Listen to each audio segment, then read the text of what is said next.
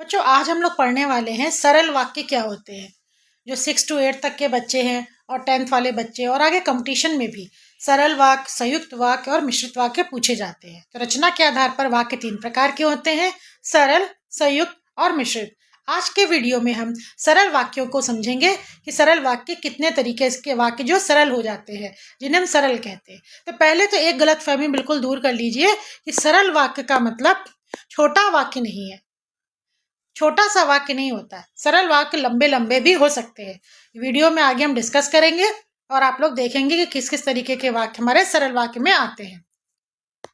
तो शुरू करते हैं। परिभाषा को अगर समझें, एक उद्देश्य और एक विधेय वाले वाक्य। कौन से वाक्य? जिसमें एक उद्देश्य हो और एक विधेय वाले वाक्य वो सरल वाक्य या साधारण वाक्य कहलाते हैं। अच्छा, उद्देश्य क्या होते हैं? परिभाषा में उद्देश्य की बात आई है, विधेय की बात आई है। तो उद्देश्य वो होता है बच्चों जिसके बारे में बात की जाए। वाक्य में जिसके बारे में बात की जाती है उसे हम उद्देश्य कहते हैं, और उद्देश्य के बारे में जो बात की जाती है उसे हम विधेय कहते हैं। उद्देश्य और विधेय को लेकर पूरा एक फुल वीडियो है, आप लोग इसको प्लेलिस्ट में जाके और विस्तार से समझ सकते हैं। तो यहाँ हम अपने टॉपिक पर आते हैं कि उद्देश्य जिसके बारे में बात की जाए। एग्जाम्पल में समझते हैं। पहला है, राम पुस्तक पढ़ रहा है। इस वाक्य में किसके बारे में बात हो रही है? राम के बारे में बात हो रही है, तो राम हमारा उद्देश्य हो गया। अच्छा, उद्देश्य के बारे में क्या बात हो रही है? पुस्तक पढ़ रहा है, तो ये हमारा पूरा वाक्य हो गया विधेय। पीछे का हिस्सा ये पूरा की पूरा विधेय हो गया। तो राम के बारे में बात हो रही है, राम उद्देश्य, और क्या बात हो रही है वो हो गया विधेय। तो ये हो गया हमारा उद्देश्य और विधेय। अच्छा, आपने देखा कि इसमें क्रिया है, पढ़ रहा है, कर्ता कौन है? राम। क्रिया को जो कर रहा है, पढ़ रहा, हमारी क्रिया है, क्रिया को करने वाला कर्ता। तो जो जिसके बारे में बात हो रही है वो उद्देश्य है। यानी उद्देश्य क्या होती है? उद्देश्य कौन हुआ? कर्ता हुआ। साधारणतः वाक्य में जो कर्ता होता है बच्चों, कर्ता ही हमारा उद्देश्य होता है। तो राम के बारे में बात हो रही है यानी उद्देश्य राम है, और क्रिया को कर कौन रहा है? राम कर रहा है, यानी कर्ता भी राम है। तो क्या समझा? वाक्य में जो कर्ता है वही हमारा उद्देश्य होता है। इस वाक्य में कर्ता है राम, यानी एक कर्ता है, तो हमारा उद्देश्य हो गया। कौन सी क्रिया हो रही है? एक ही काम हो रहा है, पढ़ने का, एक क्रिया हो गई। तो दूसरी तरीके से सरल वाक्यों की परिभाषा दे दे तो एक उद्देश्य और एक विधेय वाले सरल वाक्य होते हैं, वो मैंने आपको बता दिया। या ऐसे कह दें कि जिसमें एक कर्ता हो और एक क्रिया हो, ये एक सरल वाक्य है।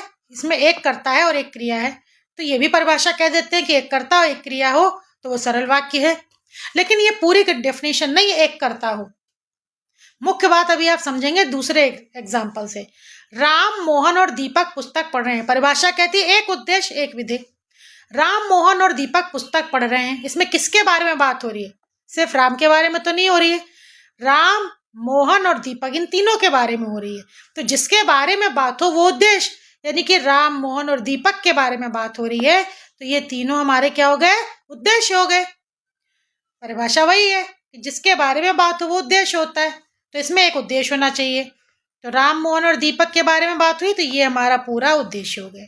यानी कि इस उद्देश्य में राम, मोहन और दीपक तीन कर्ता हो गए। यानी उद्देश्य में एक कर्ता हो सकता है जैसे पहले वाक्य में, और उद्देश्य में एक से अधिक कर्ता भी हो सकते हैं, फिर भी वो एक उद्देश्य है। अब इसमें कौन सा काम कर रहे हैं? राम, मोहन, दीपक एक ही काम कर रहे हैं, पढ़ रहे हैं, क्रिया एक ही हो रही है। क्रिया एक करता था तब भी एक ही हो रही थी, तीन कर्ता हो गए तो भी एक ही हो रही है। तो सरल वाक्य वह वाक्य होते हैं जिसमें कर्ता एक हो या कई कर्ता हो जाएं, एक से अधिक कर्ता हो जाएं, लेकिन क्रिया एक ही होनी चाहिए। सरल वाक्य में एक ही क्रिया होनी चाहिए, वाक्य में एक ही विचार या काम दिखाई देना चाहिए। इस वाक्य में पुस्तक पढ़ने का एक ही काम है, इसमें तीन कर्ता भी एक ही काम कर रहे हैं, पुस्तक पढ़ रहे हैं, तो क्रिया एक होती है। सरल वाक्यों में सबसे ज्यादा महत्वपूर्ण बात, कर्ता एक या कई हो सकते हैं लेकिन क्रिया एक से अधिक नहीं हो सकती, क्रिया एक ही होनी चाहिए। तो यहाँ डेफिनेशन में यही बात लिखी है। सरल शब्दों में कहें तो सरल वाक्य में एक या अधिक कर्ता हो सकते हैं, परंतु मुख्य क्रिया एक ही होनी चाहिए। और मुख्य क्रिया होती कहाँ है? वाक्य के अंत में आती है। इतना आप लोगों ने समझ लिया। अब आगे चलते हैं। आइए चलिए समझ लेते हैं कि सरल वाक्य कितने तरीके के होते हैं। कैसे कैसे वाक्यों को हम सरल वाक्य के अंतर्गत लाते हैं। तो पहला है हमारा, मोहन पतंग उड़ा रहा है। ये तो बहुत सरल वाक्य है, छोटा सा, मोहन पतंग उड़ा रहा है। परिभाषा कहती है एक उद्देश्य एक विधेय। किसके बारे में बात हो रही है? मोहन के बारे में बात हो रही है, तो मोहन हमारा उद्देश्य हो गया। क्या बात हो रही है? पतंग उड़ा रहा है, ये विधेय हो गया। तो एक उद्देश्य एक विधेय, सरल वाक्य हो गया। अब ऐसे समझ ले, एक कर्ता और एक क्रिया होनी चाहिए। तो इसमें एक कर्ता है, क्रिया को करने वाला मोहन कर्ता हो गया, और एक ही क्रिया है और कोई दूसरा काम नहीं हो रहा है, सिर्फ एक काम हो रहा है, उड़ाने का। तो एक कर्ता एक क्रिया, एक उद्देश्य एक विधेय। इस तरीके से ये हमने सरल वाक्य इसको समझ लिया। लेकिन हमने भी ये भी कहा था कि कर्ता एक से अधिक हो सकते हैं। देखिए दूसरे वाक्य में, राम और मोहन बाजार जा रहे हैं। किसके बारे में बात हो रही है? वो इसका उद्देश्य होगा। सिर्फ राम के बारे में नहीं, सिर्फ मोहन के बारे में नहीं, इस वाक्य में राम और मोहन दोनों के बारे में बात हो रही है। परिभाषा में एक उद्देश्य हो, उद्देश्य वह होता है जिसके बारे में बात की जाए। तो यहाँ राम के और मोहन दोनों के बारे में बात हो रही है, तो हमारा राम और मोहन उद्देश्य हो गया। ये एक उद्देश्य कहलाएगा, जिसके बारे में बात हो, एक के बारे में बात हो या कई के बारे में बात हो, वो हमारा एक उद्देश्य कहलाता है। एक उद्देश्य हो गया। और एक ही विधेय, मतलब क्रिया एक होनी चाहिए। विधेय यानी क्रिया, एक ही काम कर रहे हैं, जाने का एक ही क्रिया है। तो एक उद्देश्य और एक विधेय, यानी एक उद्देश्य और एक ही क्रिया हो रही है। ये भी हमारा सरल वाक्य है। यानी अगर एक से अधिक कर्ता और से जुड़ गए हैं और एक ही काम कर रहे हैं, क्रिया एक ही हो रही है, तो वो सरल वाक्य है। तीसरा, गीता ने बाजार से सेब, केला और संतरा खरीदा। इसमें किसके बारे में बात हो रही है? वाक्य में गीता के बारे में। गीता ने, जिसके बारे में बात हो रही है, वो उद्देश्य हो गया।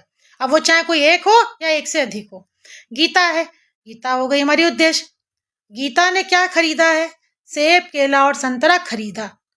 एक ही क्रिया गीता ने करी है, वो एक खरीदा की, खरीदने की क्रिया करी है, यानी कि एक उद्देश्य और एक ही क्रिया है। तो ये भी हमारा क्या हो गया?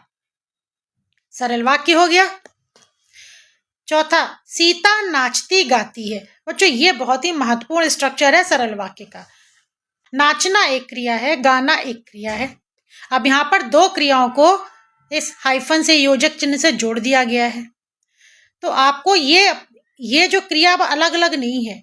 जब दो क्रिया जुड़ गई हैं, अब ये मिलके एक विचार, एक भाव वाली क्रिया बन गई, यानी कि ये दो क्रियाएं जुड़कर एक यूनिट की तरह काम कर रही हैं। अब ये अपना अलग अलग नाचना और गाना नहीं बता रही, ये नाचना गाना ये एक भाव विचार व्यक्त कर रही हैं। आप ऐसे समझ लीजिए जैसे कंपाउंड होते हैं ना, ये कंपाउंड वर्ब हो गई, संयुक्त बन गए, एक दूसरे के साथ जुड़ी ने समस्त क्रिया कहेंगे। अब इसमें अलग अलग भावना देकर ये एक ही भाव विचार एक यूनिट की तरह काम कर रही हैं। ऐसा कह सकते हैं कि ये दो नहीं, अब एक क्रिया हो चुकी हैं। और सरल वाक्य क्या होता है? जिसमें एक उद्देश्य हो, उद्देश्य जिसके बारे में बात की जाए। इस वाक्य में किसके बारे में बात हो रही है? सीता के बारे में बात हो रही है, एक उद्देश्य है। और ये जुड़ गई, कंपाउंड हो गई वर्ब, तो ये एक यूनिट बन चुकी है। अब ये एक क्रिया का काम कर रही है, यानी कि एक उद्देश्य हो गया और एक ही क्रिया हो गई। तो ये भी हमारा सरल वाक्य में आ गया। पांचवा, बच्चा रोकर सो गया। ये वाक्य बहुत महत्वपूर्ण है। ये भी, बच्चा रोकर सो गया। अब इसमें उद्देश्य देख ले, किसके बारे में बात हो रही है? बच्चे के, बच्चा हो गया उद्देश्य। तो वाक्य में एक उद्देश्य होना चाहिए, हो गया। और क्या होनी चाहिए? एक ही विधेय, एक क्रिया होनी चाहिए। कौन सा काम हो रहा है? सोने का काम, सो गया हमारी क्रिया हो गई। अब तो फिर ये रोकर क्या है?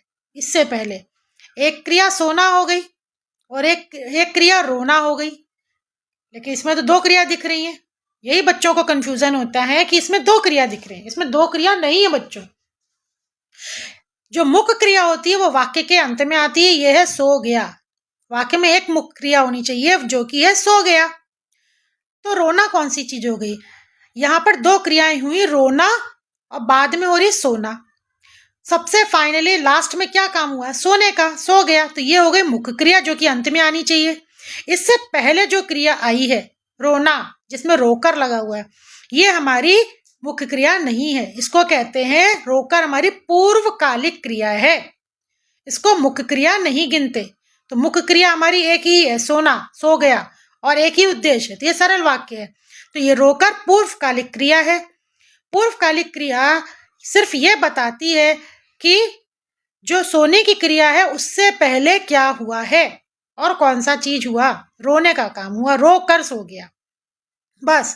पूर्व पहले आई, कालिक पहले के समय में आई क्रिया। जो क्रिया पहले हुई है, पहले पहला रोया गया है, उसके बाद सोया है उसने, तो जो पहले आई वो पूर्वकालिक हो गई और ये मुख्य क्रिया नहीं है। जो मुख्य क्रिया नहीं है तो हम इसे गिनेंगे भी नहीं। एक ही मुख्य क्रिया होनी चाहिए जो वाक्य के अंत में होती है, वो सोना ही है। तो पूर्वकालिक क्रिया मुख्य क्रिया नहीं है, इसलिए इसमें एक ही क्रिया मानी जाएगी। ये सिर्फ सूचना दे रही है कि सोने से पहले ये काम हुआ था, रोकर सो गया।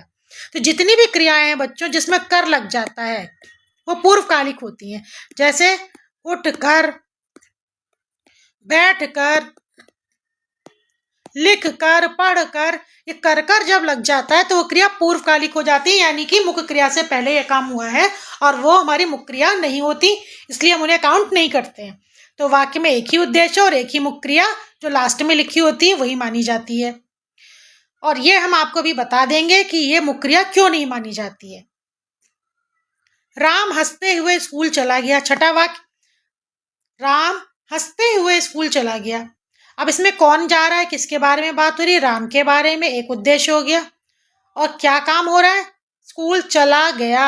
चला गया इसमें एक क्रिया है जो कि मुख्य क्रिया है और अंत में लिखी हुई है। मुख्य क्रिया हमेशा आखिर में लिखी होती है। अब इससे पहले अगर कोई काम है, ये दूसरी क्रिया है, तो या तो वो पूर्वकालिक हो जाएगी या वो कृदंत क्रिया हो जाएगी। हंसते हुए, एक क्रिया हंसना है लेकिन ये क्रिया नहीं है। हंसते हुए ये बता रहा है कि मुख्य क्रिया जो हुई है स्कूल जाने की, उसकी कैसे हुई, क्या अवस्था स्थिति में हुई है। राम स्कूल गया, यह क्रिया हंसते हुए की स्थिति या अवस्था में हुई है। यह भी हमारी मुख्य क्रिया नहीं है। पूर्वकालिक क्रिया हो या कृदंत क्रिया, यह हमारी कभी भी मुख्य क्रिया नहीं होती है। मुख्य क्रिया हमेशा आखिर में होती है और इसी को हमें देखना होता है। सातवां, दादाजी ने चलना फिरना शुरू कर दिया है। चलना फिरना, चलना एक क्रिया, फिरना एक क्रिया, यहां पर भी योजक से जुड़ गई है, तो क्या ये क्रिया है बच्चों? ये क्रिया नहीं है, ये क्रिया संज्ञा का काम करने लग गई। यहाँ पर मुख्य क्रिया शुरू कर दिया है जो लास्ट में आई है, ये है हमारी मुख्य क्रिया जो कि एक ही है। शुरू कर दिया ये एक संयुक्त क्रिया, शुरू कर दिया है, इसमें यहाँ से यहाँ तक जो है वो हमारी संयुक्त क्रिया, ये पूरी मिलके मुख्य क्रिया का काम कर रही है। इससे पहले चलना और फिरना अलग अलग क्रियाएं होती हैं, लेकिन योजक से जुड़ गई। ये क्रिया यहाँ संज्ञा का काम करने लग गई। अब संज्ञा का काम कैसे करने लग गई? क्योंकि ये क्या बता रही है, दादाजी ने क्या शुरू कर दिया है, दादाजी ने एक एक्टिविटी शुरू करी है और उसका नाम है चलना फिरना। ठीक है, उस गतिविधि एक्टिविटी है, उस काम का नाम बता रही है, नाम संज्ञा होती है। या उसको दूसरी तरीके से समझ ले, मुख्य क्रिया में क्या लगाकर प्रश्न कर ले, क्या शुरू कर दिया है, क्या शुरू कर दिया है, जवाब मिलेगा चलना फिरना। तो जब क्रिया में क्या लगा के प्रश्न करते हैं, क्रिया में क्या लगा के प्रश्न किया, क्या शुरू कर दिया है, तो क्या का जो जवाब होता है वो हमारा कर्म होता है। और कर्म की जगह पर क्या वर्ड आ रहा है, चलना फिरना।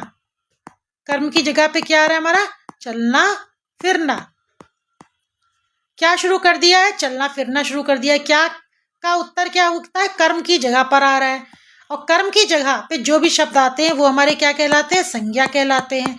यहाँ क्या क्या शब्द आ रहा है, चलना फिरना, तो ये हमारा संज्ञा हो गया, क्योंकि कर्म की जगह पर संज्ञा आता है। इसको एक अलग से एग्जाम्पल में समझ ले, जैसे कि हम कहते हैं राम फल खाता है, राम फल खाता है। क्रिया में प्रश्न लगा ले, क्या खाता है, क्या, क्या का जवाब क्या आ रहा है, फल। क्या खाता है, फल खाता है। क्या का जो जवाब होता है वो हमारा होता है कर्म, तो कर्म की जगह पे क्या वर्ड आ रहा है, फल। और फल वर्ड क्या है, संज्ञा, यानी कि क्या लगाकर कर्म आता है और कर्म की जगह पर जो शब्द आएगा वो हमारी संज्ञा होती है, जैसे इसमें फल।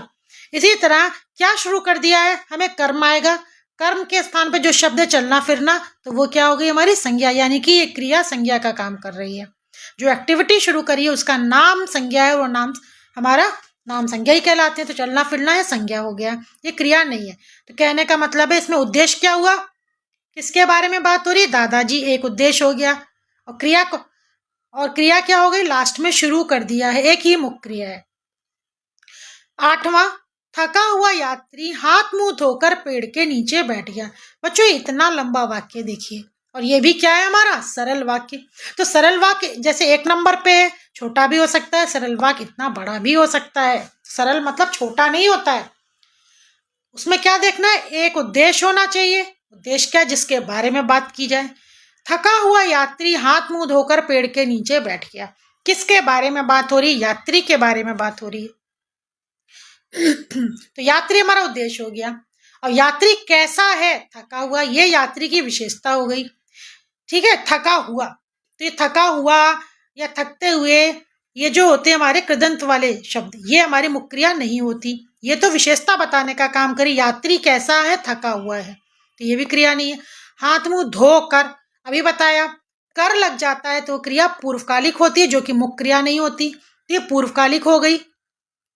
यहाँ पर एक कृदंत हो गई। कृदंत क्रिया भी आपको बता देंगे और एक्सप्लेन कर देंगे। पेड़ के नीचे बैठ गया, तो मुख्य क्रिया हमारी लास्ट में है, बैठ गया। इससे पहले धोकर, ये पूर्वकालिक है, और इससे पहले आइए थका हुआ, ये यात्री की विशेषता बता रही है, क्रिया का काम नहीं कर रही है। तो यहाँ पर एक ही उद्देश्य है, यात्री, और एक ही मुख्य क्रिया है, बैठ गया। अतः ये भी हमारा सरल वाक्य है। अब आपको बता देते हैं कि ये पूर्वकालिक क्रिया और कृदंत क्रिया, ये आप लोग थोड़ा समझ लेंगे तो आगे आपको जो कन्वर्जन आते हैं ना, वो करने में आसानी हो जाएगी। कृदंत व पूर्वकालिक क्रिया मुख्य क्रिया नहीं कहलाती, क्योंकि यह काल के अनुसार काल के बदलने पर नहीं बदलती। जब काल बदलता है तो ये नहीं बदलती, इसलिए हम इसको मुख्य क्रिया नहीं मानते। पूर्वकालिक क्रियाएं कौन सी होती हैं, अभी आपको बताया, जब कर लग जाए, क्रिया में कर लग जाए, उठ कर, थक कर, रो कर, बैठ कर, हंस कर, पढ़ कर लग जाए, समझ लीजिए वो क्रिया हमारी पूर्वकालिक क्रिया है। और सिर्फ इतनी बात बता रही है कि मुख्य क्रिया से पहले क्या और काम हुआ था, लेकिन वो मुख्य क्रिया का हिस्सा नहीं होती, इसलिए हम उसे उस क्रिया को काउंट भी नहीं करते। तो सूचना मात्र है कि ये होने से पहले ये हुआ था, बस। कृदंत और पूर्वकालिक क्रिया मुख्य क्रिया नहीं होती हैं। इस तरीके की क्रियाएं पहचान लीजिए, कर लगा कर आती हैं, ये पूर्वकालिक है। कृदंत क्रिया, अगर वाक्य में ऐसा आ जाए, पढ़ते ही, लिखते ही, सोते ही, जगते ही, हंसते ही, ये ही लगाकर आ गया, जैसे ये करते ही ये काम हुआ, तो ये भी केवल ये बता रही है कि इससे पहले ये हुआ है, ये भी हमारी मुख्य क्रिया नहीं है। क्यों नहीं है, वर्तमान काल में तो ये ही लगकर आएगा, कृदंत वर्तमान काल क्रिया में, और भूतकाल में पढ़ी हुई, पढ़े हुए, पढ़ा हुआ, लिखी हुई, लिखा हुआ, लिखे हुए, यानी कि आप देखिए, हुई, हुए, हुआ, ये लग जाए, हुई, हुए, हुआ लग जाए क्रिया में, या ही शब्द लग जाए, ये हमारी कृदंत होती है। और कृदंत मुख्य क्रिया नहीं है। कर लग जाए, पूर्वकालिक क्रिया है, ये भी मुख्य क्रिया नहीं है। और क्यों नहीं है, उसका रीजन ये है, वह सुबह उठकर पढ़ता है, यहाँ मुख्य क्रिया क्या हो गई, अंत में जो आ रही पढ़ता है, मुख्य क्रिया है, वर्तमान काल का वाक्य है। अब इसी वाक्य को हम काल बदल दें, ये वर्तमान काल से हमने कर दिया भूतकाल। वह सुबह उठकर पढ़ता था, पढ़ता है, पढ़ता था हो गया। भविष्य काल में वह सुबह उठकर पढ़ेगा, यानी कि ये जो पढ़ता था, पढ़ता है, पढ़ेगा, काल के बदलने पर मुख्य क्रिया बदल जाती है। पढ़ता था, पढ़ता है, पढ़ता था, पढ़ेगा, यानी कि रूप बदल गया हमारा, काल बदल गया तो मुख्य क्रिया बदल गई। लेकिन उठकर वैसे ही रहा है, उठकर वर्तमान काल में भी उठकर रहा, भूतकाल में भी उठकर है, और भविष्य काल में भी उठकर है। उठकर में कोई बदलाव नहीं हुआ। जब काल बदल गए तो मुख्य क्रिया बदल गई, लेकिन पूर्वकालिक क्रिया जो है उठकर, इसमें कोई परिवर्तन नहीं हुआ, इसलिए यह मुख्य क्रिया, हम इसको नहीं मानते। ठीक है, इसलिए अगर इस क्रिया को देखें तो आप इसे मत माने, केवल मुख्य क्रिया को ही काउंट करें। इसी तरीके से हम देखें, अगर कृदंत क्रिया है, उसका भी यही हाल है। वह लिखते ही गीत गाता है, मतलब उसकी आदत है, वो लिखता है, लिखते ही वो क्या करता है, गीत गाता है। गीत गाता है वर्तमान काल, गीत गाता था भूतकाल, गीत गाएगा भविष्यकाल। लेकिन लिखते ही पर कोई फर्क नहीं पड़ा, ये कृदंत क्रिया है। जब क्रिया में ही लग जाता है, लिखते ही, पढ़ते ही, सोते ही, तो क्या हो गया? कृदंत क्रिया। अब भूतकाल में जैसे पढ़ते को पढ़ी हुई, ठीक है, लिखते ही को लिखी हुई, सोई हुई, पढ़ा हुआ, हुई, हुआ, हुए लग गया या ही लग गया, ये वर्तमान काल में, भूतकाल में। तो ये जो होती है हमारी कृदंत हो जाती है। और कृदंत क्रिया भी काल बदलने पर नहीं बदलती है। वर्तमान काल के वाक्य में भी लिखते ही, भूतकाल में भी यहाँ पर कोई परिवर्तन नहीं, भविष्य काल में भी कोई परिवर्तन नहीं। जबकि मुख्य क्रिया गाता है फिर से गाता था में बदल गया, गाता था गाएगा में हो गया। यानी कि मुख्य क्रियाएं काल बदलने पर बदल रही है, जबकि कृदंत क्रियाएं नहीं बदल रही हैं, इसलिए ये मुख्य क्रिया नहीं होती है। ठीक है बच्चों, तो इस तरीके से अगर आप लोग पढ़ लेंगे तो आप ये बिल्कुल, आपके अंदर कोई कंफ्यूजन रह नहीं जाएगा कि आपको बनाने के लिए आ जाए, कोई सरल वाक्य दे दिया जाए और आपको लगे कि इसमें तो दो है क्रिया, तो दो क्रिया नहीं है। कृदंत पूर्वकालिक देख लीजिए, कर वाली ही और हुई, हुआ, हुए, ये तुरंत हटा दीजिए। और एक ही मुख्य क्रिया होती है जो वाक्य के अंत में लिखी होती है। तो इतना लंबा वाक्य भी आपको परेशान नहीं कर पाएगा। आशा है बच्चों आपको वीडियो अच्छी लगी होगी। पसंद आए तो लाइक कीजिए, सब्सक्राइब कीजिए एंड थैंक यू।